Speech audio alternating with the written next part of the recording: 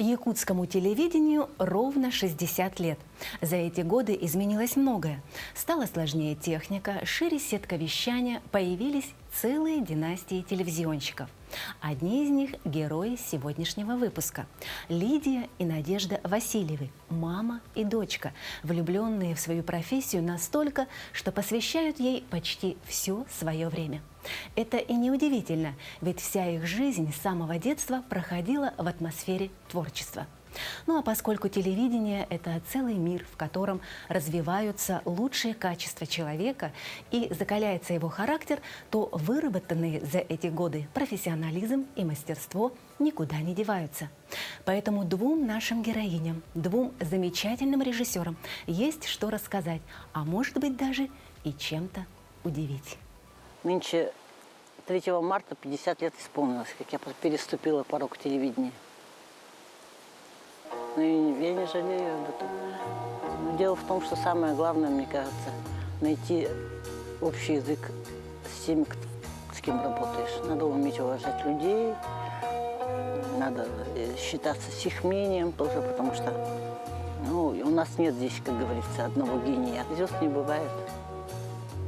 Бывает удача, бывает неудача, потому что сколько передач я сделала, иногда смотрю, вот спустя столько-то лет нечаянно там где-нибудь в архиве увидишь, сейчас бы я сделала здесь по-другому немножко, а уже поезд ушел.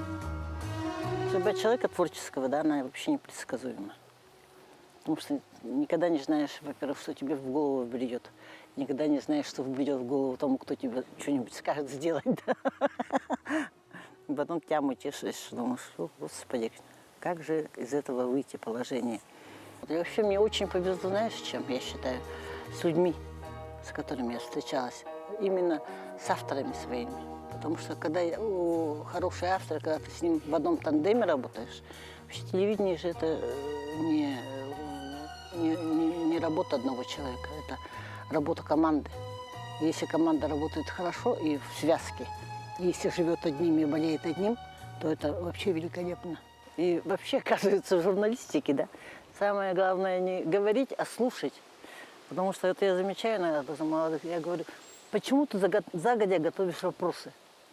Ты, говорю, задай первый вопрос, а потом иди по руслу этого разговора и что-то там находи и продолжай дальше. Говорю. Мне кажется, в каждом человеке есть что-то очень интересное.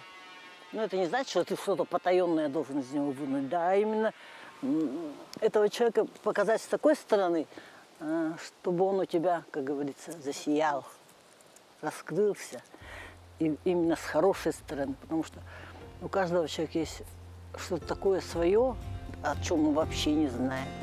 Несмотря на то, что Лидия Михайловна широкому кругу известна как выдающийся режиссер якутского телевидения, а узкий круг общения знает ее как умелую огородницу, немногие осведомлены об ее еще одном увлечении. Мы сами огород садим, огурцы, помидоры, цветами у нас Надя занимается. Сажаю рассаду, начиная это где-то с декабря месяца, и идет уже постепенно. Вся рассада своя. Для меня легко петунии. Некоторым нет, не дается петуния, да? А очень тяжело выращивать, но очень красивый цветок – это эустома. Ее надо сажать в декабре. Она очень такая капризная. Может зацвести, может не зацвести. Так вот. А так очень люблю петунии. Люблю бархатцы. Бархатцы они очень идут хорошо с рассадой огурцов, помидоров. Вот если их вместе посадишь, допустим, с картошкой, уже очень хорошо растет. И картофель сам, и бархатцы. Ну да, и георгины тоже хорошо. А я сажу только лилии, и вот у меня роза. У мамы луковичные и роза. А розу я посадила сначала одну на пробу, потом посадила еще две. И они прямо одна кустовая, прям очень красиво цветет. Я посадила по цветам одну розовую, другую совершенно красную. И третья у меня получилась такая какая-то желтая. Очень красиво. Они, кстати, я думала, розы очень капризные, они, кажется, совсем не требуют большого ухода. Просто вовремя посадить, вовремя подкармливать, поливать, и все нормально. И уезжать из дачи совсем неохота. Потом я сплю здесь прямо как сурок. Так хорошо. Потом переезжаю в город и никак не могу приноровиться. Не спится, и душно, кажется, и как-то и воздуха не хватает. Поэтому мы стараемся. Переезжаем уже в апреле, где-то в конце апреля. И уезжаем с первым снегом, скажем так, где-то. Печка у нас своя тоже. Я вообще люблю, когда печка горит. Мы здесь уже 35-й год живем. Сами строили ее, вообще ничего не было. Все до единого, до каждого гвоздика, все самими сделано. У меня муж сам все делал. И дом строил, и все, и даже стол этот сам соорудил. Надя была совсем маленькая, когда мы сюда переехали. Когда родители получили этот участок, мы сюда приехали. Приехали мы с большой делегацией, с бабушкой, с дедушкой, с тетей, с дядей. И я когда участок увидела, я подумала, а куда сюда здесь, где можно поставить дом? Потому что это была полностью березовая роща. Она была очень густая. Но потом постепенно вот папа и мои дяди начали строить. Получилась вот такая замечательная дача.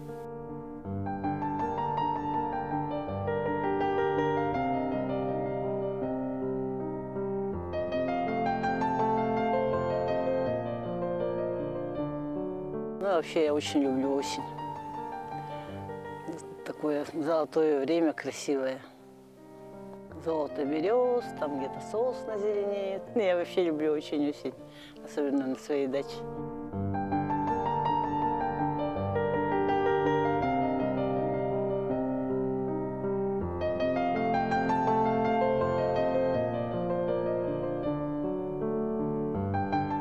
Дача для наших героев – особенное место и весной, и осенью, но особенно летом, когда можно заняться своим любимым делом – разведением цветов. Кстати, цветник дорог не только нашим героиням, но и их мужу и отцу Евгению Павловичу, который ухаживает и за самим цветником в прямом смысле слова, и за своими красавицами, тоже, как говорят в народе, цветником. У нас даже собачка. Даже наша собачка-девочка. Ну, он по знаку зодиака папа Лев. Лев – это такой вот знак зодиака. И сам лев – животное, когда у него прайд, да? Одни женщины, одни львицы. Получилось, что так и у него самого. Мы его называем везунчик иногда. Тебе повезло с нами, говорим. Ты везунчик наш.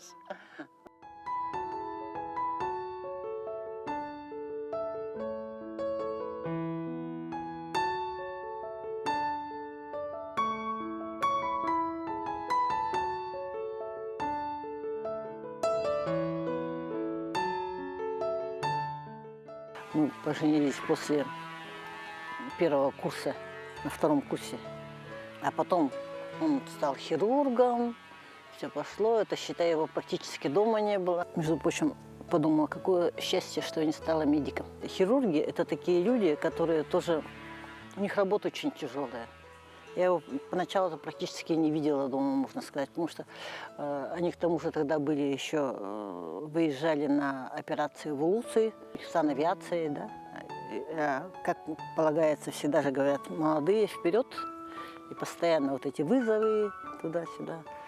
У меня сестренка работала на скорой, двоюродная. Она была студенткой и подрабатывала на скорой. Так вот доходило до того, что приезжает к нам на скорой, ее послали за ним. Он санавиацию ждет. И я вижу, что скорая приехала. Я говорю, Женя, приехали, говорю. И звонок в дверь. Он выбегает. Ой, Женя, привет! А где здесь хирург Васильев? И хлопнул дверь и убежал. До нее вот не дошло, что она за Женей приехала. Он выбежал. Галя, стой, стой, это я, говорит, жду тебя. Потом мы так смеялись, я ему не могу. Ну, вот, а потом работа у него такая была. Все время, тем более он же детский хирург. Это же вообще ужасно. У нас телефон не замолкал. Родители, ну, представляешь, если у тебя ребенок, да? Они все равно найдут твой телефон, звонят, беспокоятся, как, чего. И он беспокоится, и старается не показать, чтобы это на семье не сказалось. Я же вижу, когда всю жизнь живешь ты человек и видишь, как волнуется, как это. Вот, тем более он тогда, он же, в принципе, очень много тоже для республики сделал. Он будучи после Москвы, после ординатуры, он открыл отделение детской урологии в Якутске. Вообще в Якутии не было тогда урологов здесь. Отделение урологии, стал там заведующим. И, в принципе, сэкономил, наверное, огромное количество денег для республики, потому что раньше все дети, которых были гидронефроз, там я даже название знаю этих болезней, да, они все практически уезжали за пределы республики, там оперировались. Поэтому очень много людей, я слышу даже, когда иногда встречаю, идем куда-нибудь на рынок или в магазин, ой, Евгений Павлович, ой, спасибо, вот вырос у меня там ребенок, и это говорит, вот я, говорит, у меня даже дети есть, все, вот, спасибо вам. Вот, очень приятно, конечно. Как Евгению Павловичу повезло с женой, так и Лидии Михайловне посчастливилось встретить замечательного мужа. Кроме этого, попадались нашей героине на трудовом телевизионном пути и хорошие руководители, в частности, Пухов Дмитрий Ильич, который не только поддерживал ее, но и сопереживал, особенно тогда, когда начинающего хирурга отправили на учебу в Москву, и молодым родителям пришлось на время расстаться. От руководителя очень много зависит. Он такой внимательный и чуткий был, Дмитрий Ильич Пухов, да. Он сказал, это вызвал меня, сказал, Лида, говорит, это не дело, когда муж с женой, говорит, долго отдельно. У нас вот пришла, значит, такая разнарядка, и я хочу отправить тебя туда. Я так удивилась, думаю, надо же, думаю. А Надя куда? Потом пришла, посоветовалась с родителями. Родители сказали, как, куда? Пусть остается у нас, ничего страшного. Ну и мы, значит, уехали вместе уже. Папа тогда учился 2 года, мама поехала на год. Я осталась у бабушки с дедушкой. Я когда маленькая была, у меня бабушка и дедушка брали с собой на гастроли летние каникулы. Да, это были 1,5 месяца этих гастролей по улусам нашей республики. Ездила на автобусе и с артистами. Простые люди, очень добрые. Было весело, конечно, с ними. Все шутили, рассказчики очень замечательные. Я любила слушать их. Смотрела, как они готовятся к спектаклю, как наносят грим, одевают костюмы. Вот у них они сами костюмы гладили. Такие вот воспоминания очень теплые. И вот когда мы жили тогда вот с бабушкой, с дедушкой, тогда я узнала бабушку глубже, что ли. Она просто приходила к нам в гости, как бабушка.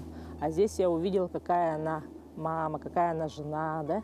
Какая она эбе. Вот она очень хорошо готовила. В свободное время она шила, вязала, да? Общалась со мной очень долго. Допустим, сидим, чай пьем, и она спрашивает, ну как у тебя там дела, как у тебя школа, какие у тебя там одноклассники. Ну, в общем, у нас было общение. Круглый стол, мы сидим, общаемся. И тогда я увидела, какая все-таки моя бабушка. Не актриса Саха-театра, да, а вот бабушка. Выпускница первой якутской студии Высшего театрального училища имени Щепкина Анна Ивановна Кузьмина с честью и достоинством прослужила в Саха-театре имени Аюнского около 60 лет. Заслуженная артистка Российской Федерации, народная артистка Республики Саха Анна Ивановна Кузьмина.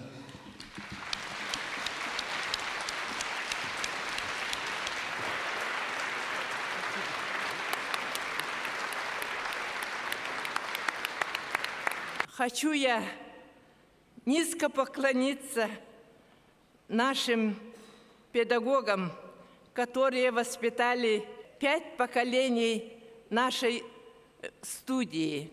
Спасибо вам.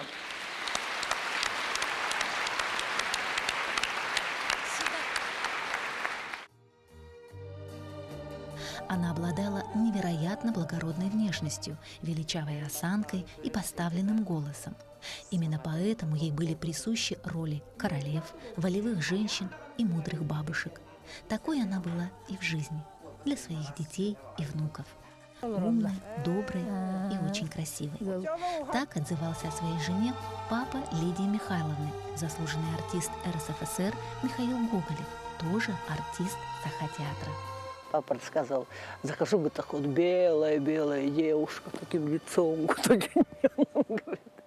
с зелеными глазами, говорит. А папа симпатичный тоже был. Мама тоже говорила, шустрый, говорит, такой весь был. У нас папа вообще очень хороший рассказчик был. У папы же отец тоже был актером. Он был один из первопроходцев драматического театра, который возник тогда. Мои родители, мама с папой, они вдвоем закончили театральное училище Щепкина, это в 1955 году. Там они поженились, и там, значит, я родилась. Потом они привезли меня в Якутск, практически были на работе весь день. Это театр, это что такое? Это, значит, утром встал, пошел на репетицию, прибежал в обед, поддохнул немножко, пообедал, вечером опять спектакль, и убежали, да, и приезжают, где-то приходят с работы часов 10. А спектакли раньше были очень такие длинные, и начинались довольно поздно, не как сейчас, там 5-6 часов. Приезжали в 10 они с работы, и нас трое вообще. У меня сестренка на год младше. И долгожданный наш мальчик. Он 12 лет младше меня. Вот. И поэтому нам приходилось готовить ужин очень поздно. И поэтому у меня до сих пор привычка осталась. В 10 часов я хочу есть. Вот.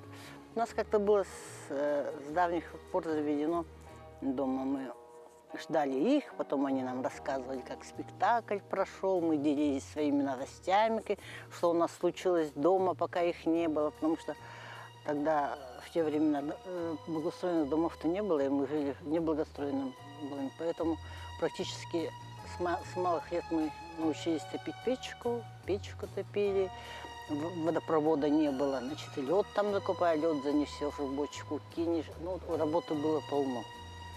С нами жил еще дедушка, мамин папа уже. И вот он помогал. А в основном все мы сами делали. И очень рано с сестренкой научились готовить. И у нас бабушка очень хорошо готовила, она очень многому нас научила. Вот Надя сейчас тоже, слава богу, хорошо готовит. И печку Анастасия тоже кочегарила чуть ли не с 5-6 лет, потому что я получила квартиру на Островского, так деревянные дома были. Там тоже печное отопление было. А мы утром тоже на работу убежим, затопишь печку. А закрываю я. А закрывает она. Родители работали в театре, я закончила школу. Я очень мечтала быть медиком. У меня с маленьких лет папа все время говорил, ну, не то чтобы должна, но у меня все родственники почти медицинские работники были. Все дяди, тети, все до единого. И сейчас семья тоже практически вся из медиков состоит. Ну, 2 этих исключения с Надей. Ну и вот. Туда я не поступила, потому что тогда вообще предпочтительно брали мальчиков, особенно если они закончили после армии. Значит, даже если ты чуть лучше сдала, тебя уже по конкурсу могли, а я тем более почему-то решила поступать в центральный вуз. Там было всего 2 места, поступили 2 парня. Я не поступила. Пришлось идти на работу. У моей тети сосед был, он работал на телевидении. И он, значит, это самое, говорит, нам требуется помощник режиссера. Я вообще знать не знала. Тогда телевидение же только начинало работать. Я думаю, ну, 1 год-то как-нибудь перекантуюсь до следующей весны. Ну и поступила, значит, туда помощником режиссера. И все. На телевидение кто придет, тот оттуда не уйдет. Если особенно понравится. Когда я пришла туда на работу, это был 1973 год, был Егоров Николай Павлович, председателем Гостелерадио. И после него практически где-то я год, только даже полгода, наверное, поработала, сменился руководитель, пришла Алексея Алексеевна Курчатова, замечательная женщина. Ну и вот она, значит, они мне дали направление, чтобы я пошла учиться и вернулась к ним. Вот я поступила на филологический факультет. В Якутске поступила. Закончила и сразу поступила обратно, уже ассистентом режиссера. У нас вообще практически все режиссеры, вот, которые работают со мной до сих пор, например, да, они все начинали с помощника. Это очень хорошо. Работать помощником режиссера, ты узнаешь кухню, как что надо делать, замечаешь все, смотришь за всем, как надо работать с выступающим, Потом ассистентом режиссера я уже поступила в информационную программу. Это большая школа. Там познаешь все. Как режиссер, там вообще опыта большого набираешься. И скорость, и темпоритм, и все. Вот это все надо же в короткое время сжать картинку так, чтобы все было ясно. Чтобы все соответствовало мысли, идеи этого сюжета. И я ходила с мамой на работу к ней. Смотрела, как вот эти вот прямые эфиры. Тогда еще был старый такой пульт. И она вот говорила, камера первая, камера вторая, нажимала на кнопки. Я думала, это вообще что-то космический аппарат какой-то. Присутствовала на ее монтажах. Мне было интересно так смотреть там склейки, да, как какую-то. Думаю, как она эту дырку закроет? Тык-тык-тык, там фотографии, допустим, там, или крупный план. Это тоже, думаю, интересно. Но я никогда не хотела связывать свою жизнь с телевидением. Ну, прошли года, получилось так, что я попала в эту сферу и меня засосало. Я тоже начала свою трудовую деятельность с детской редакции. Тогда была передача «Карачан». Тоже очень хорошая передача. Сейчас дети выросли, мы с ними общаемся. И потом тоже так получилось, что я попала в новостную редакцию, да, Якутии. И это очень интересно было. И вот тогда, вот сейчас очень модное слово тайм-менеджмент, да? Тогда я узнала, что такое тайм-менеджмент. Это вот четкий хронометраж. Вот тебе дают минуту 30, вот минуту 30 убейся, ну сделай, да? Сегодня Надежда Васильева – автор и режиссер YouTube-канала «Чохон» национальной вещательной компании «Саха». Оны теңе, Чохонга сахалыр мультиктар, жарыктыр, толкурдатар видеолар баллар. Бәяға сөптә контент плейлистан бұл. Чохон, YouTube, Рутуб, оны Telegram каналыгар сурттар.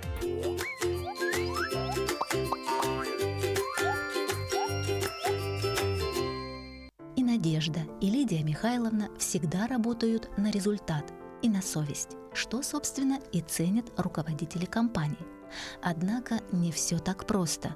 Не обошлось дело и без разочарований. Так, по крайней мере, было на творческом пути Лидии Михайловны, когда ее назначили на должность главного режиссера. Вот это была моя беда. Ну, потому что творческий работник – это совсем одно. А вот административная работа – это совсем другое. Работать главным режиссером, тогда же это было не качество, сейчас только за творчеством смотришь, да.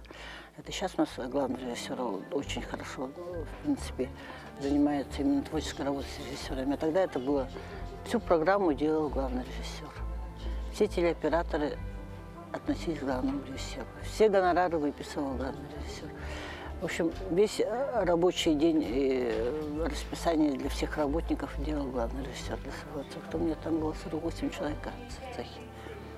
Поэтому было очень трудно. И, как говорится, я-то хотела работать творчески, а практически времени не было на это. Но все равно я умудрялась там где-нибудь.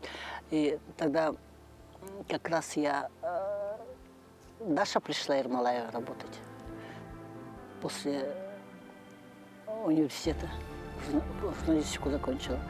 И она возглавила детскую редакцию. И меня закрепили за ней. Мы открыли новую передачу «Тюннюк». Замечательная. Мне очень нравилось вообще с детьми работать тогда. С ними сложно работать, но они честные. Их не обманешь никак. И они не обмануты, и ты их не обманешь. Поэтому нам очень вообще нравилось работать. Мы массу новых... И вообще телевидение тогда возродилась только детская редакция. По-настоящему, какая она должна была быть. Игровая. А то раньше у нас было на фотографиях одних.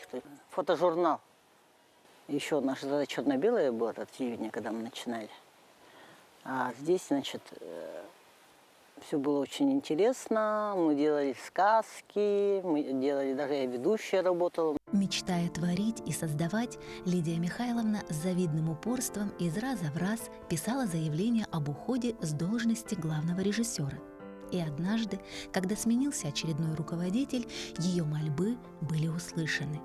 Так, изменив и совершенно по-новому выстроив систему работы главного режиссера, Лидия Михайловна со спокойной совестью передает дела и отправляется в свободное творческое плавание. Теперь она шеф-редактор. Ну, у нас такая группа была, тогда мы сидели в одной комнате. Значит, Дмитриева Надежда Спиридоновна, она Сарыл вела с Галиной Раевской. Значит, Семен Ермолаев, редактор, и я, значит, и Люба Золотарева, она режиссером тоже была. Замечательная команда, все такие творческие люди у нас. Творчество начиналось в понедельник. Мы разбирали все там передачи, как-то все как-то было так дружно. Вот мы могли одну какую-то маленькую идею, которую нам подбрасывал Семен или кто-нибудь, и она вырастала во что-то очень невероятное. Могла даже в новый какой-то цикл превратиться, передач интересный. Вот. И вот так мы работали, очень интересно, между прочим, очень плодотворно.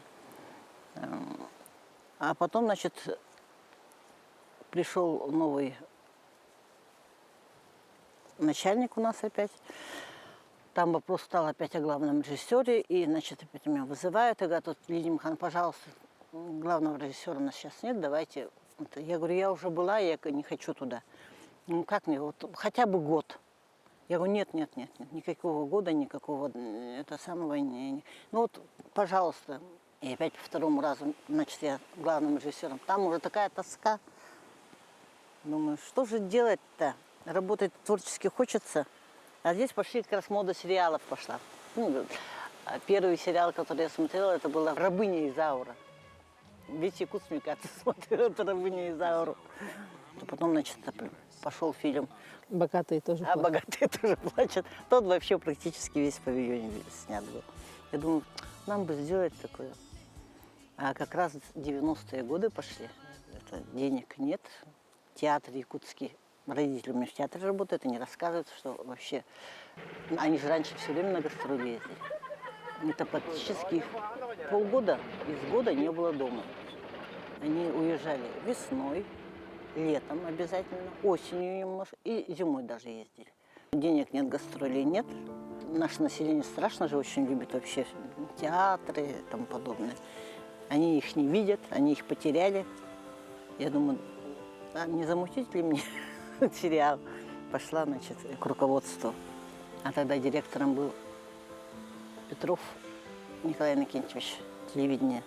Я говорю, Коля, говорю, у меня такая идея, я хочу сериал снять. У него аж прямо это самое, глаза на лоб полезли. А как, говорит, ты будешь снимать-то? Ну, у нас же не фильмы производящие, денег на это нет, ничего на это нет. Потом, а как, что ты хочешь? Ну, вот я хочу быть с актерами якутского театра. Попробуй, если хочешь, говорит. Я говорю, правда, что ли? А что, говорит, ну вот, но ничего не можем дать, только вот по режиму. Написала сценарий, потом, значит, думаю, как же мне с артистами-то поговорить? Ну, сначала, думаю, поговорю с родителями, согласятся, не согласятся. Пришла к родителям, только рассказала, так-то, так-то, так-то, они так, ну, для них это тоже новое уже было.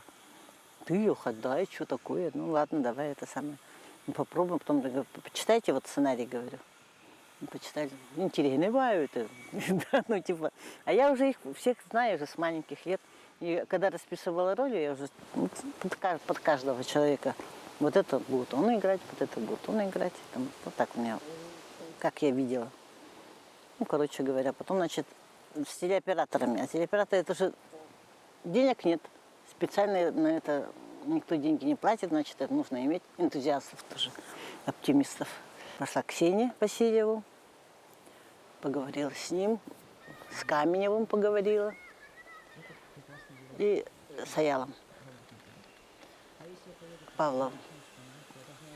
Ну, так, рассказала, но они так, ну, интересно, так вроде это самое. И все. И мы начали работать. Обсуждаем сценарий, как, что, все, да, как, какой план берешь, чего обязательно. С видоискателем ездили, чтобы я видела план, который они берут, чтобы я вообще видела, представляла, что они делают. Работали на 2 камеры. И самое интересное это было еще в том, что нам давали камеры-то не так, как вот сейчас вот у нас есть редакция сериалов, да? У них свои камеры, они полностью в любое время могут поехать снимать, да? А у нас было так, вот умори и сделай. И ни суды, ни туды, ни больше, ни меньше, как говорится. начали снимать. Ну и папа, и мама играли, все, оба играли. Тогда снимались все актеры.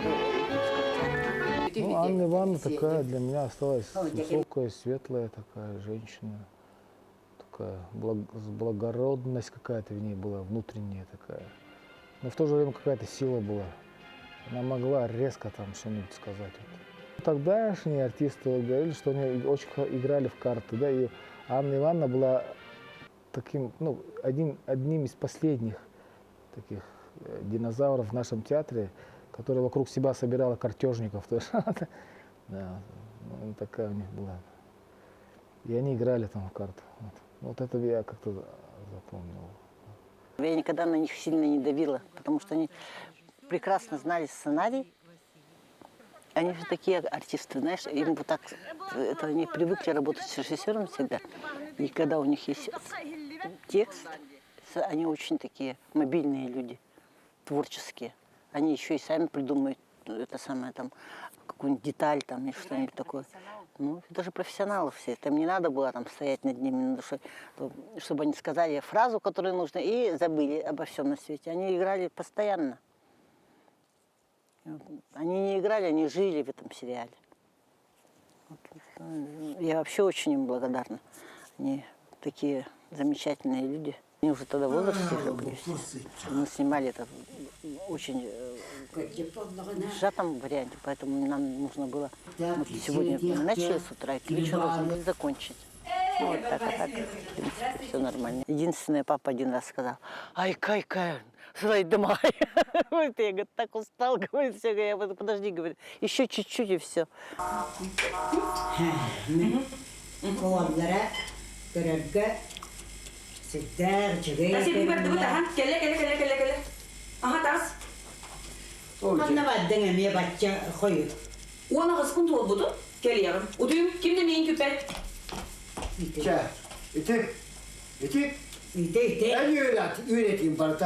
И потом подумала: Господи, больше я этим заниматься никогда не буду. Денег нет, у всех все просишь. Площадки, где снимать, нет. То есть я отсняла все на свете у своих близлежащих родственников. Мало того, бедные все артисты, они вообще молодцы такие по своим квартирам тоже. На реквизиты денег нет, актерам на костюмы денег. То есть кто во что найдет, то и наряжался. То есть, как я просила, да. Что мы едим, все это покупается самими. Значит, если там пиво пью, значит, пиво покупаешь. Если там, значит, что-то стряпанное, значит, сам все стряпаешь. Вот так. А потом платить же тоже надо как-то. Они хоть и бедные не просят, ну, хоть так всем понравилось что-то. Я думаю, что это такой культовый сериал. Ну, это первый такой, возможно, сериал, да, в НДК. Ну, осталось какое-то такое теплое отношение к этому сериалу, потому что там в основном коллеги, ну, снимались, в основном все театральные. Вот. Ну и она как бы из театральной среды. Какая-то такая была семейная, можно сказать, аура в этом сериале. И даже вот это название сериала «Уелдилар», да, как-то вот это, ну, как-то очень подходило и к работе, и к съемкам, и вообще ко всему. Вот. И в кадре, и вне кадра мы как-то были одной какой-то семьей, вот, такой актерской, тогда вот, ну, в нашей команде. А потом через некоторое время опять скучно стало. Думаю, а здесь еще мы с Женей поехали в Турцию отдыхать. Где-то с дуру-то мы взяли где-то чуть ли не 21 день, что ли. Через 5 дней мне стало вообще там ничего делать. Мы, оказывается, с Женей вообще не можем находиться вне Якутии, вне дома более, ну, неделя, вот нам вот так хватает. Хоть море, не море, хоть что там, ничего, все равно. И вот, пожалуйста, делать нечего. Каждый день там на пляже лежать я вообще не люблю. И у меня зуд начался творческий, как говорится. Нашла я кое-как бумагу, а там, оказывается, все магазины вот эти вот у пляжных этих самых курортных этих маленьких городах, на Турции они закрываются, концтовара. и не могла найти бумагу, слушай. Просто элементарно бумагу. Потом пошла, значит, в один магазин, посмотрела, нету. И мужик сидит. Они там, где шубами торгуют, там все открыто. Я говорю, а где вот ваш сосед, говорю, он не работает, да? Нет, а зачем тебе, говорит? Я говорю, ну мне, говорю, надо бумагу очень. А почему бумагу? Ну мне писать надо. А что писать? Работу. Ой, здесь надо отдыхать, а не работать, говорит. А мне целую лекцию прочитал. Чай будешь? Ну типа, ну давайте, сидим с ним, чай пьем. А что очень надо? Я очень надо, говорю. Мне, говорю, здесь, говорю, накопилось, говорю, надо быстрее, говорю, написать, говорю. Ты знаешь, а он же мой сосед. Сейчас я ему позвоню, он тебе придет, откроет. Я так удивился, думаю, как это так просто можно. Ну, позвонил. Через полчаса этот мужик пришел, пока мы с ним чай пили. Открыл магазинчик этот свой. Мы подошли, я купила вот такие 2 тетради большие. Я за где-то, ну, за все оставшееся время, там у меня осталось где-то 2 недели, наверное, я написала сценарий на 2-ю часть, ну, ЛЛР-2. Потом приехала и решила это снять. Сняли опять. Иногда же бывает такое, что творчество находит прямо. Да. Я вообще заметила, что творческие люди делают хорошо свою работу, когда они этого хотят, от души хотят. А если ему приказали, и он делает через «не могу», да, это уже не творчество, это уже... И получится оно так, как, ну, знаешь, без любви. Как говорится, без любви-то и пирог-то не испечешь как следует. Я благодарна маме. Она все мои начинания берет, говорит, что да, надо сделать, если ты хочешь, попробуй. Никогда не говорит, не надо. Если мне, допустим, опускаются руки, она всегда мне поможет, скажет, нет, давай, если уж начала, надо это закончить. Мама всегда говорит, не опускай руки, иди вперед, и это пройдет. Сегодня Надежда, сама уже будучи мамой замечательной дочки Дианы, придерживается тех же воспитательных принципов, что и ее родители, за исключением, пожалуй, одного момента – излишней тревожности со стороны бабушки и дедушки. Я смотрю на маму, посмотрела и думаю, я так не буду тревожиться, как мама. Не буду так опекать своего ребенка. И стараюсь как-то к ней относиться вот. Все равно не получается. Ну, получается, не получается, но я стараюсь. Ну, самое главное – любить. Да, самое главное – любовь. Я ребенка своего люблю очень сильно. И даю ей все возможное, что я могу дать ей. Я с ней разговариваю. Мы очень любим беседовать, очень любим болтать с ней. После школы всегда спрашиваю, как прошел день, а не то, что ты получила, первый вопрос. Да? Как прошел день, что ты интересного узнала. Там, такое вот. В субботу-воскресенье стараемся выходить куда-нибудь, в кино там, или еще куда-нибудь сходим. Вот так. Ну, обычно стараюсь быть хорошей мамой. Когда ребенок чувствует любовь, мне кажется, вообще любовь – это то, что держит человека вообще на земле, ко всему. Любовь вот к ребенку, к мужу, вот к той же самой даче, да, вообще к жизни. Все познается со временем все больше и глубже, как ты знаешь. Поэтому, говорят, человек мудреет с годами. А у меня родители, знаешь, самое интересное, что они вдвоем научили меня, наверное, самое большое богатство, которое я получила от них, это относиться лояльно к людям. Потому что они никогда никого не осуждали.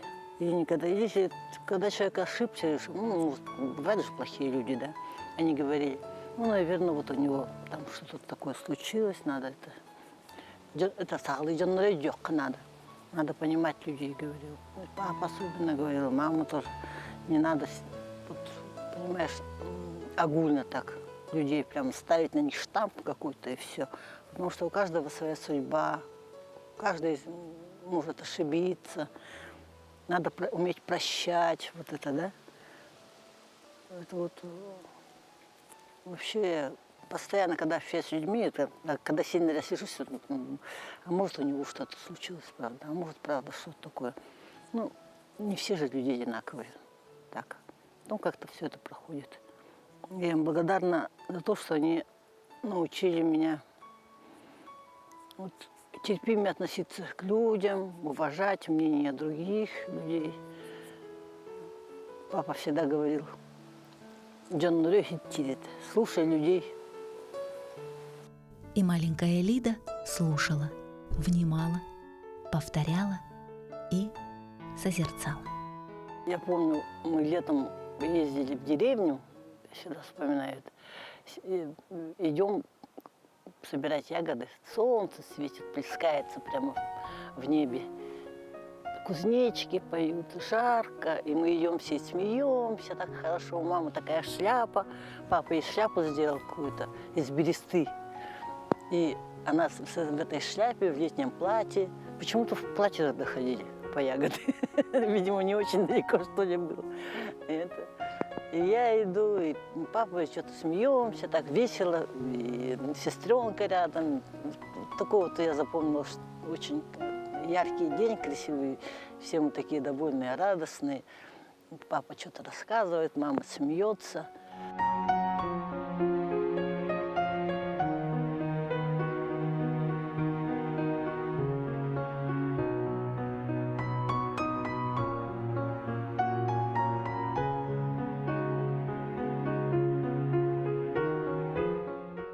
Мама, мне кажется, это все-таки душа. Душа, тепло. Мама – это любовь, мама – это опора. И я вот не представляю день без звонка с мамой. Мама – это все-таки теплое, уютное. Это твой человек родной. Когда говоришь «мама», невозможно сказать просто «мама». Или я не люблю, когда «мать», например, да, некоторые говорят «моя мать», мне кажется, как будто человек сматерился. Такое ощущение у меня, да? Потому что мама не может быть матерью. Мать-земля может быть, да? А мама навсегда остается мамой. Что бы там ни было. Это что такое теплое, в которое войдешь, и там очень уютно. Но она всегда знала, что мы ее любим. Я ее люблю, и вообще все мы любим ее. Они всегда все знали, что мы их любим. Ну, в принципе, наверное, на этом и держалась наша семья. И держится. И держится, да.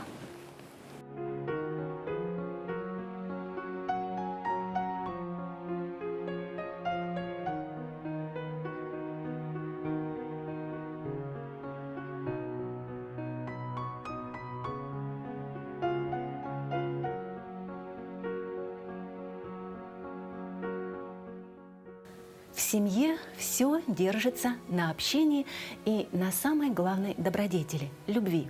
Любви к детям, внукам, жизни, работе.